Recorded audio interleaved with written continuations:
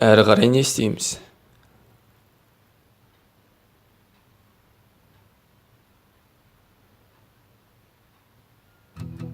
Тарихқа ізіміз қалдырамыз.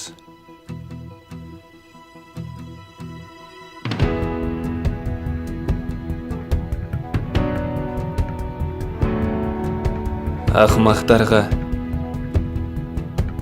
жалғыздарға, бүлдіргіштерге, топтан бөлініп тұратындарға және әрқашан шатасулар мен нысананы дұрыс ала алмайтындарға, әлемді басқаша көретіндерге мақтаулар болсын. Олар ереже сақтамайды да қағидаларға күледі. Оларға дәйек сөздер айтып бәстесуге, мақтауға, тіпті қарғыс айтуға болады. Бірақ оларды елемеу мүмкін емес.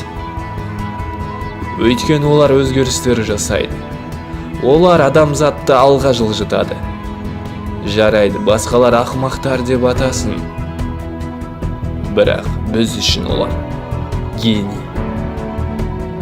Күшінің әлемді өзгертуге жететініне тек ақылсыздар ғана сенеді емес пе?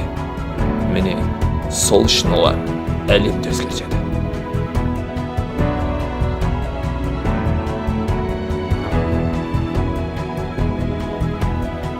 Қалай?